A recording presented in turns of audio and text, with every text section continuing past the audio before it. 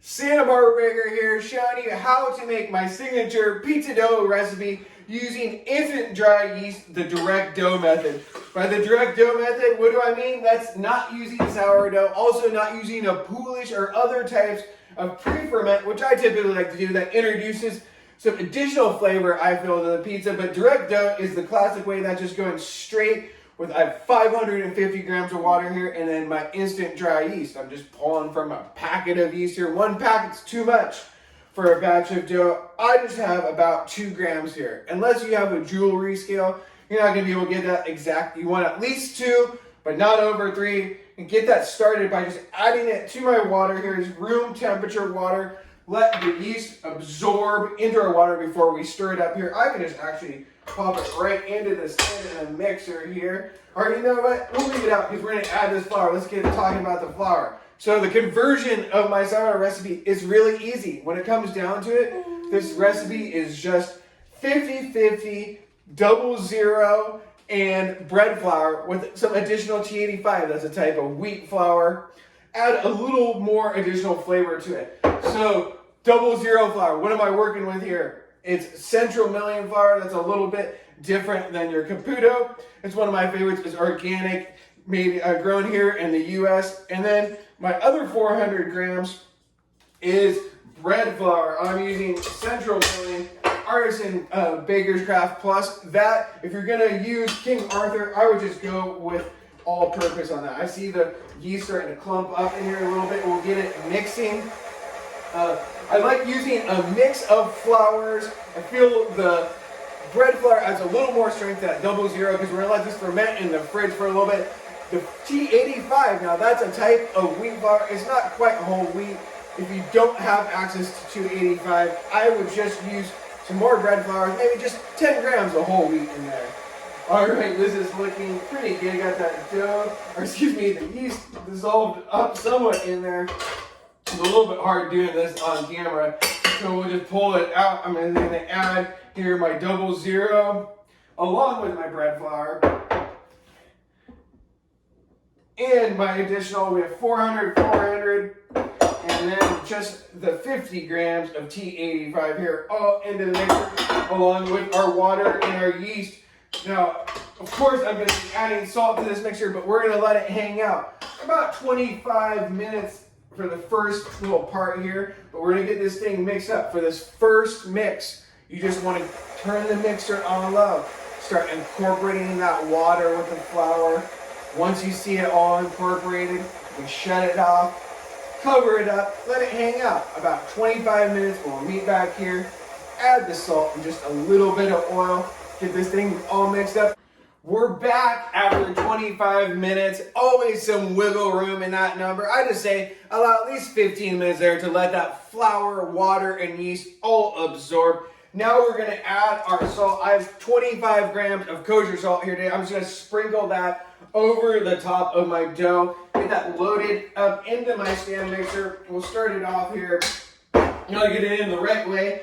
Put it into our stand mixer here, get it loaded up. We're gonna go for on low for this first part here, letting that salt just incorporate before we start putting our oil in. Oil, I have 10 grams of extra virgin olive oil here. I think some people just getting started into pizza are a little bit confused sometimes on the oil, thinking it will add crispness to your pizza. It in fact does not. It will add some softness, some durability, some other, some longevity. If you let your pizza sit for a little bit longer, you can reheat your slice better. But one thing it does not is add crispness to your pizza. But we do like oil on our dough, but just a little bit here. We got 10 grams. After my salt, it's looking nicely incorporated here. I'm just going to start pouring in my oil. If you dump it all in at once, your dough will start breaking up. Which it'll be fine if you just let it go for a little bit longer, but I feel it's better to just add in like a little small stream here. After we get the oil all incorporated, I'm going to crank the mixer up. We're going to shoot for about medium high on here. Let the dough mix for about 6 to 8 minutes. We're looking for that dough to be nice and shiny and smooth. Our dough is looking nice and smooth and shiny after 8 minutes in the mixer. At this point, I like to remove it from my bowl here and put it into a glass bowl because you can see it better. You could actually just cover it right in your mixing bowl here, but with the glass or a plastic container, you can keep an eye on that dough better because we're gonna look for that dough to start seeing that fermentation pop up. We're shooting for, that dough to maybe rise, maybe double in size, but we don't want to start seeing any big bubbles. You want to catch the dough before that, but we're gonna get it into our clear plastic, I got a glass bowl here and I've lubed it up with some oil. Also, I'm going to turn it on the scale here so we can get the final dough weight. I like to do that at this point as it's a lot easier.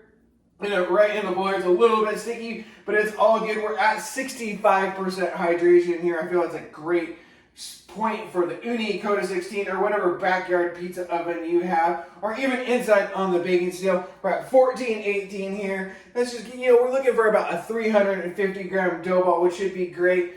Gonna get this dough covered up into the donut. Make sure this is covered tightly. We're gonna let it hang out. Important here. It really depends on your environment. I check back on it in an hour. See if there's any fermentation going on. If you see that dough start to rise a lot, you can move on to the next stage and start balling up the dough. Otherwise, let it hang out. Could be up to 4 hours if your temperatures are a little cooler. But I'm gonna get this thing covered up, really important. We don't want it to dry out and into the donut. I'll meet you back here when this dough is getting ready and we'll ball it up. We're back after 2 hours of bulk fermentation. This dough's looking awesome to me. You can see how it's kind of domed up here. Lots of activity going on, fermentation, all good stuff that we want to catch it before it ferments too much. Get it balled up, portioned up into dough balls, which we're going to do now. For this recipe, I like to portion it into 4 dough balls. That's going to leave me with a 355 gram dough ball, or about that, which I feel is a great size for a 14 to 15 inch homemade pizza. I'm going to start by, I just have some bread flour here, and just start by dusting my work surface here lightly with some flour. Also getting some of that flour onto my hands. We want to make sure we don't stick to anything here, knocking out any of that amazing fermentation that's already taking place. I like to, with my floured hands here, just kind of go in around the dough, freeing it from the bottom so it doesn't get stuck when I pull it out. Now grabbing it in one big piece here, it's nice. I can feel, maybe even went a little farther, you can see that big, huge air bubble. I'll just pop that one because that's not gonna, that's maybe when it's gone a little bit too far, maybe 15 minutes sooner, half hour. I should have pulled this, but we'll be all good. My bowl onto my scale here. I like to weigh my shiz all the time, making sure everything is as accurate as I can be, but I'm not tripping too hard. 355 grams, portion off a piece here. I'm using a bench scraper.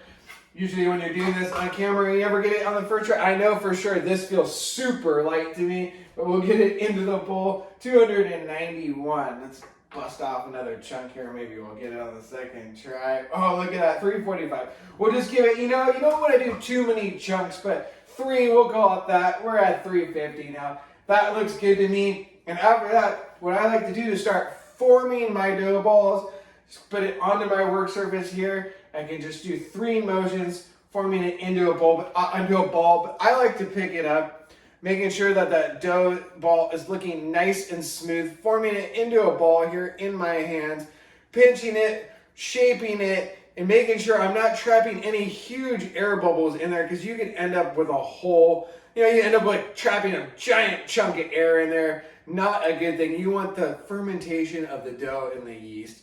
This is all looking really nice to me, looking pretty good here, closing off the bottom of the dough ball. You want to make sure it's closed and nice and smooth on the bottom as well, or you can end up with a sticky spot when you're making up your pizza. All right, after I have my dough ball formed, I like to put it onto, I have a already prepared half sheet pan here, with lightly oiled with some extra virgin olive oil. This ball is looking nice and round onto this sheet pan. After I finish portioning up the rest of my dough balls, I'm going to cover it up here. I got a trusty, handy lid. Get this thing covered up. Put it into the donut. I was seeing a lot of fermentation activity. It's pretty warm in here, over 75 today. So I'm going to keep an eye on it. I might even stick it into the fridge after a half an hour. Keep an eye on it. Look nice and perky, but not too much. Put it into the fridge before you're going to use it. this yeasted dough will last up to a week, a little more forgiving than the sourdough I find, and it still tastes great. Check out my first bake video to see this dough in action. All my videos are up on the Santa Barbara Baker YouTube channel. Recipes, importantly, the full recipe up on santabarbarabaker.com. That's where the blog is. Check me out on Instagram. I'm Santa Barbara Baker on there. Support me by buying Ooni products through the links down below. I love you all. Keep baking pizza, dreaming pizza. Love you all. One love.